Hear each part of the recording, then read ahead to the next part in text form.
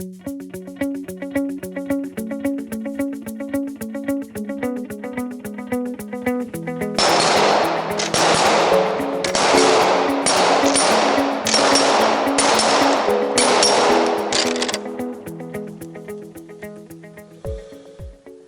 guys, Abner Miranda here.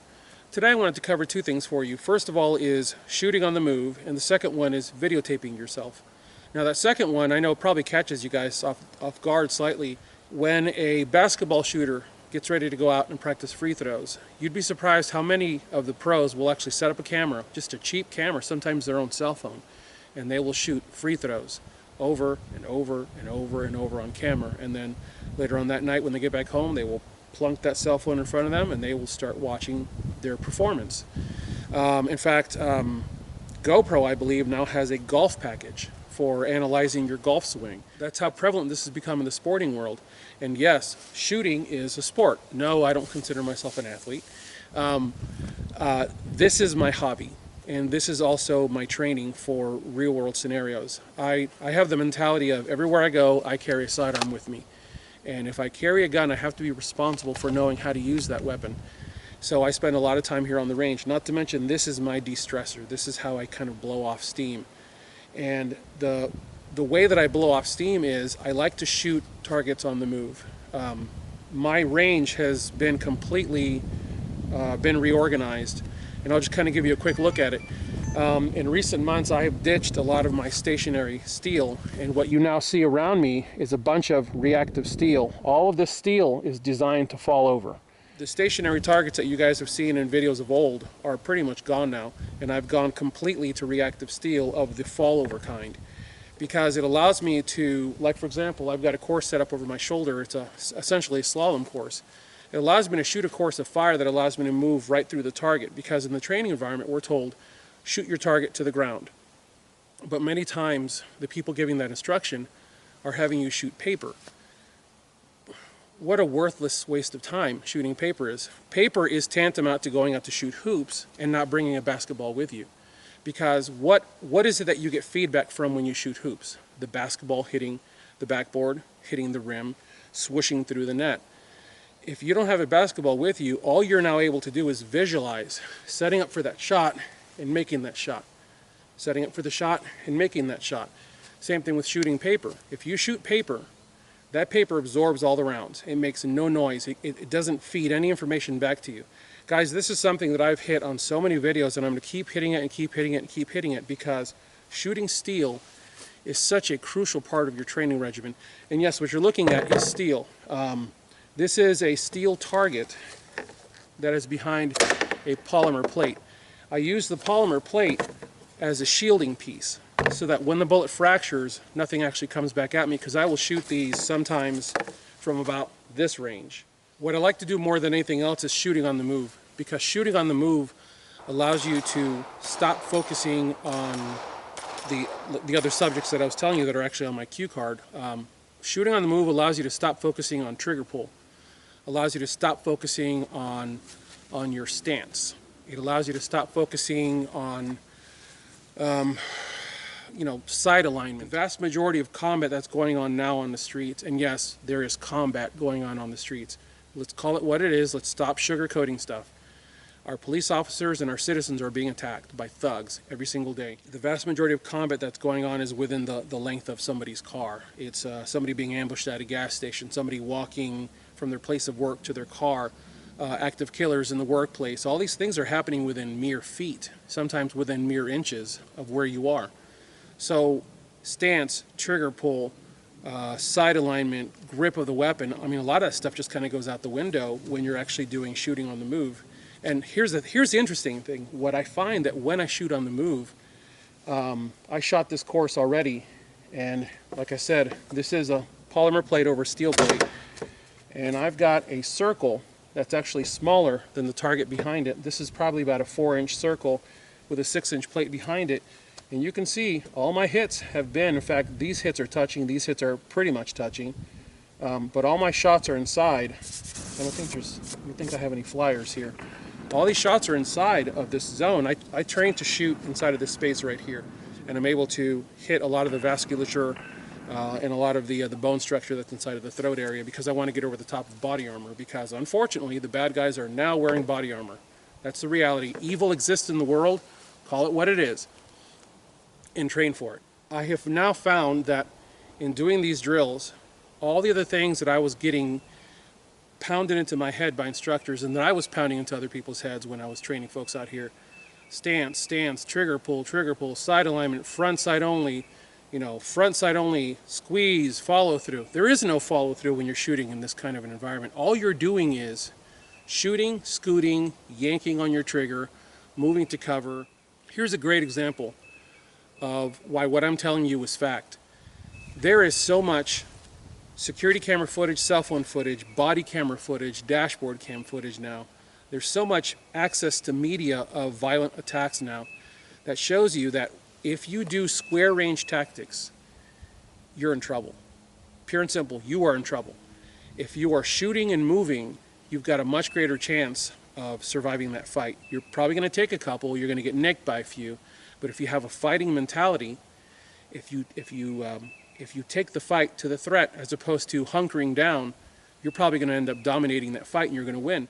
Recently I had a chance to go to a Talon defense class where we were doing low light. The lead instructor, Chase, had set us up with pistols with simunition rounds, and I had the pleasure of being able to go inside of the warehouse where we were setting this up. This was at Double Tap Training Grounds, and we were inside of a confined space, and even though it was the middle of the day, it was a totally enclosed environment, and we were able to impose darkness. And 2 men at a time would come in, and to the man, I watched team after team of 2 shooters at a time start this fight. Now understand, the fight was set up from the right rear bumper of a Jeep Cherokee to the front left headlight of the same vehicle, and the lights would go out. And these guys would hunt one another, and usually they were in and out of that fight in less than 5 seconds. And what I found, almost to the man, they only did one of 2 things. They either tracked or they trapped. If they tracked, they basically hunted their threat. They went at their threat. If they trapped, they would hunker down either at the bumper, or they would suck up on one of the wheels, and they would just kind of like they would be there with their pistol, and it would be looking left and they'd be looking right, and they were trying to figure out where the threat was coming from. And a lot of time those guys got drilled. 2 guys in particular went in there and absolutely hunted each other down, and they were in and out in about 3 seconds flat, and both hit each other multiple times. The point is that square range tactics have got to be erased. Square range tactics are for qualification day, and even that has to be rewritten. We've got to stop treating our police officers with the lowest common denominator mentality and start upping the bar big time, because our police officers are being absolutely gunned to the ground by thugs who have zero respect for the target and what is beyond that target. They're not looking shallow and they're not looking deep. They're just target fixating, and they're just blam, blam, blam, blam, blam, blam until they drill you to the ground. And as law-abiding citizens and as police officers, those of you that may be watching this that are police officers, understand, I'm a fellow cop. I used to be a cop. And I have infinitely more training now that I've gotten out of law enforcement because I finally have control over my schedule and I send myself to training. You're going to see that what I have set up here is a course of fire that isn't really trying to simulate any particular sense of reality. All it is forcing me to move, to shoot, to acquire targets. And I have multiple targets. I have 7 targets set up here. And it forces me to move, shoot the threats to the ground. When I finally get to the last one, I'm able to shoot the threats to the ground. And you'll notice when I'm moving through, I'm not able to shoot them to the ground. As soon as I see them, as soon as I verify that I've hit that target high where I need it and it begins to fall, I have to focus on the next threat. But once I get to the final threat, I will focus and I will shoot it, and I will at least follow it all the way to the ground. And this is such a great drill to allow me to do that, because now I actually know what it looks like to fall, to hit a target and to watch it fall and follow it all the way to the ground.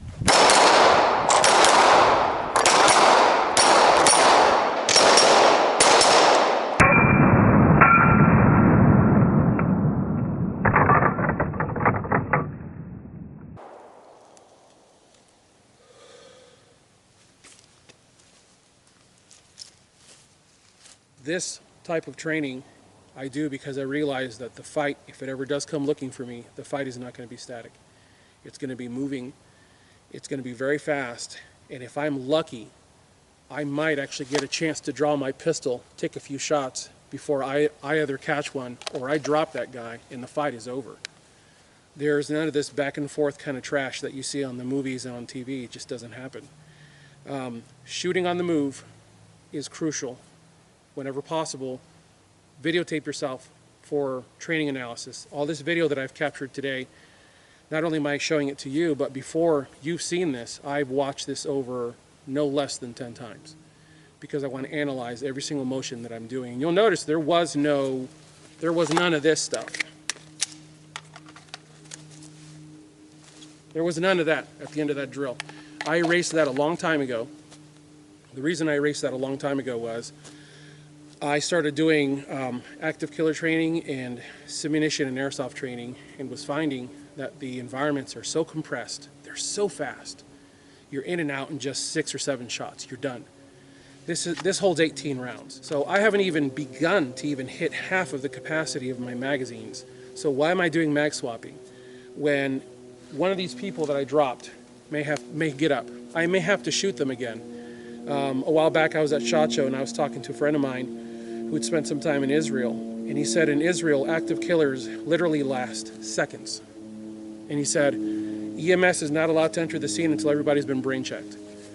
And I said, what do you mean brain checked? He says, you know. And that one just really struck me. But that's the world they live in. That's the reality that they have to live in. God help us that we never have to live in that reality here in the United States. But if you train for it, and you prepare for it, if you prepare to use violence for a good cause, to defend yourself, to defend humanity, then you are on the right side of morality. Understand, I'm not talking about legal, illegal. I'm talking about morality, God's morality. We are to be defenders of those around us, everyone who is within my reach. Things that I'm saying in this video I know are very difficult for some of you to hear, but you have to understand, violence is not only acceptable, it's necessary for everyday society, civilization to operate. Violence has to be done. Violence has to be applied on someone. When I left law enforcement in 2011, even then I was already beginning to see what is now fully in effect, where law enforcement has been rendered almost impotent by an administration that has created this bubble of political correctness that they're willing to just toss our cops to the criminals. And it infuriates me to watch. And you're going to see in many of my videos, even though I'm not a cop anymore, I'm a former cop, it's still in my heart. And I have a heart for the police officers here in the Chattanooga area where I live. And it's aggravating to watch what's going on in our country, where police officers are constantly being sacrificed because people don't want to stand up and say, that's evil. That's evil, that's a problem. A few people are willing to stand up, but what happens when they stand up is people start flicking them, and eventually they just kind of go away because they get tired of getting flicked in the earlobes. There are so many different facets to look at in regards to this drill and what this drill represents. You want to know what a gang attack looks like? That's it right there. My reality in 2004 as a university officer was being surrounded by a lot of people on a regular basis. On more than one occasion, there would be 2 rival sporting teams that would come from different parts of Tennessee, and they would come and they'd play together here in Chattanooga. And after the game, the crowds would start acting like a bunch of idiot thugs. And on more than one occasion, we police officers had to actually stand back to back and move to get to our cars, and many times had to get in the cars and leave the area. You think you know fear, but trust me, fear is being surrounded by people that are so close to you. You realize that any one of them, at 360 degrees, any one of them could have a weapon, and there could be an instigator in that crowd. And one person might just want to light a fire and run and get the riot mentality going, and now you're stuck as a police officer. And so that's a reality that a lot of cops have already been living in for many years, and now we're seeing that in a civilian application. We're seeing people instigating riots to see if they can flush out elements that they need to identify. You know, what's the greatest way to control a crowd is to flush out the defenders first. Bring them out. Who's who? Who's packing? Who's got a gun? Who's who? Where are they? Let's bring them out. I've had the benefit of going to so many different training classes from so many different instructors in a variety of places in this country. And I've had the privilege of picking up so many little snippets of information and different ways of looking at things. And I guess in closing, I'll say this. If you are able to sit at the knee of an instructor, park your ego, and listen and learn, it is amazing what you're going to pick up.